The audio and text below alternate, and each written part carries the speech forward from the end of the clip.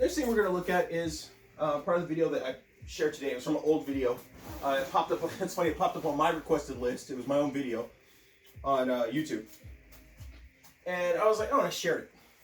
And one of the things I talked about was I shared something I noticed when I'm in Japan, when I'm at Hambu. A lot of times I like to sit on the floor and watch Soke's feet.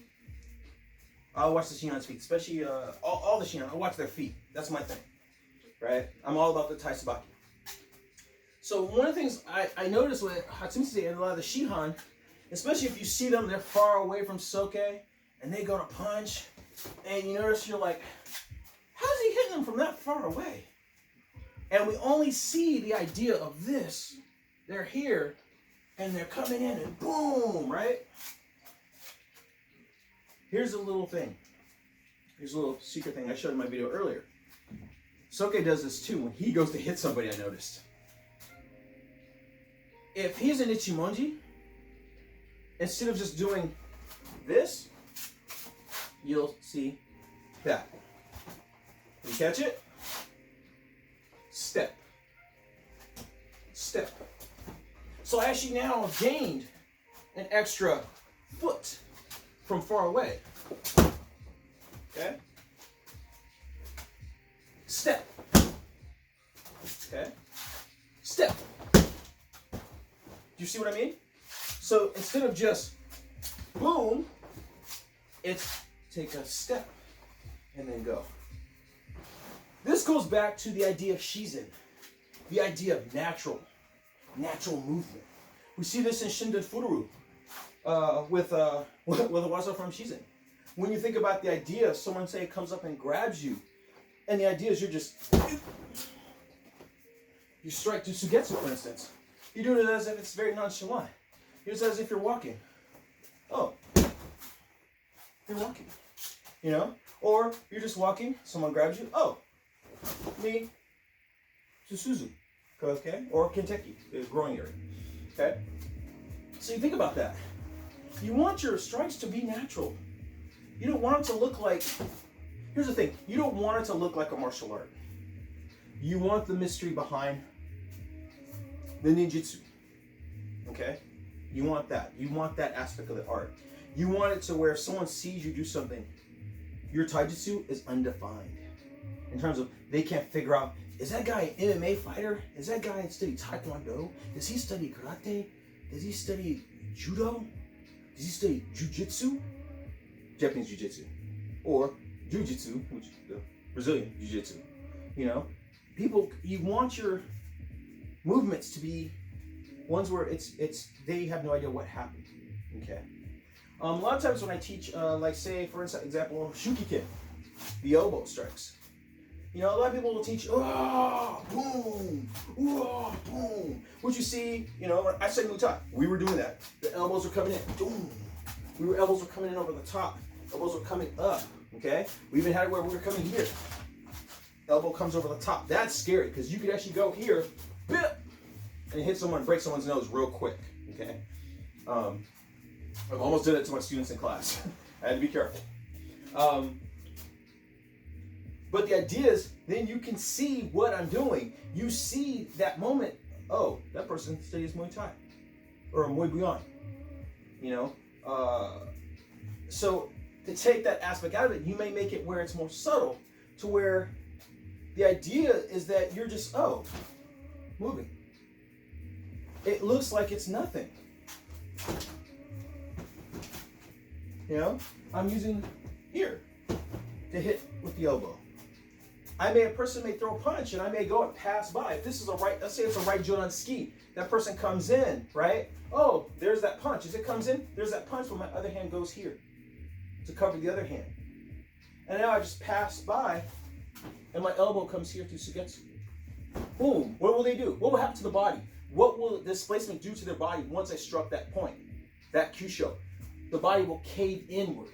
What's going to happen to their head? Their head's going to come down. So if I do that, it caves inward. Now all I do is just come up like I'm walking away, scratching my head. I've now just struck to sugetsu, knocked the wind out of them. I've now struck up to asakasumi, the chin. As they were coming down, boom, boom. Very easy. If you want to make it worse on the attacker, right? So same thing here. Boom. So here's that punch. Whoa, cover. As I go in. Oh, again, Sugetsu, Asagasumi, right? Now, as I go to turn, oh, ooh, sorry, are you okay? Are you okay? You just struck Dokotsu, okay? And it doesn't look like, ah! You know what I mean? It's subtle. It's subtle, okay? You want all of your taijutsu to be this way, okay? Especially, there was a good point Joel Everett said one time when he said, we only have a limited time with Hatsumi Sensei, and that we need to learn his taijutsu as much as possible. Yes, we have the Takamatsu-den. We have that. But look at Hatsumi Sensei's taijutsu and learn that as much as we can. He's here. We must learn as much as we can from him while we have him. And Hatsumi Sensei's taijutsu is very subtle. Very, very subtle. You know? And Joel made a very good point with that. Learn as much as you can from it, please. When it comes to training with the Daishihan, what I love about them is they work on the Densho. They'll teach you the Densho and work with you on it. But also study that yourself too. I've seen people whose dojos only teach Kion Happo and Sanshin, which is not a problem, not a problem. But then when it comes to knowing all the arts of the Budokan, they don't even know. They may not even know Koku, you know, Rinyo, you know, various waza. They may not know the difference, they might know the difference behind the different ruha. How structurally Kotoru is Koppo Jutsu. How Gyokaru is Koshi Jutsu. You know? You have Hokushin Daken Taijutsu. You know? There's all these little things, these little nuances, and they're in each of these ruha move slightly different. That means you need to study. Not just when you go to the dojo, but when you're at home. Study. You know? Pick up DVDs. Pick up, if you, like my case, I have old VHS tapes from back in the day and DVDs. But also if you don't have a library, build a library of books so that you could study and expand your taijutsu. You know? I remember in my 2015 trip to Japan, Somei Sensei was talking about Kage no Ito. And there was someone from another dojo, very well-known dojo, very, you know, I love the dojo, it's beautiful, by the way. And one of the instructors didn't even know what Kage no Ito was. And during our break, I took it upon myself to go over and go, oh, try it, it's like this. And I went to try it and show him and everything. And it was funny because then Somei Sensei said, good, but you're not doing it like Takamatsu Sensei. And he goes, your hand has to be completely closed as you come around and then bring it up. I was letting my fingers come off a little bit. And he's like, no, your fingers are on it the whole time as you do Kage no Ito. So, and this guy was a Jugodan. And he had never heard of Kage no Ito. You know? So, you're not going to know everything, but try to expand your mind and your body in terms of the taijutsu. There's so much out there, so much out there. And if you don't know, ask questions. Someone may ask, what is Kentai Ichijo? You know, what is Shuhari? You know, people will ask these questions. And you have all these Daishihan that are out there. Ask those questions. I missed my chance to get my Daishihan because right after I left in 2017, Soke started issuing those out. So I missed it. I'm sorry. I didn't get that.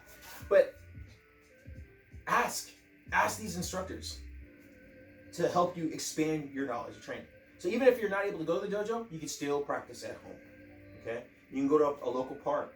You can take your kids, take your spouse, take your significant other, and go train. Ask them, hey, can I work with you on something that I was thinking about, you know, in class, you know, or that I saw, you know? Whether it's Omotogyaku Dori or Urigyaku or Muso Dori or Musha Dori or Ganseki Nage, you know? You have all these different ones, you know? You think about Ganseki Nage, Ganseki Ori, Ganseki Otoshi, you know? You have all these different versions of Ganseki Nage. Most people don't know that, you know? Just my thing is, again about that, just keep going, no matter what. And never look at anybody of a lesser rank, lesser than you, because that person may know something that you don't, no matter what your rank is.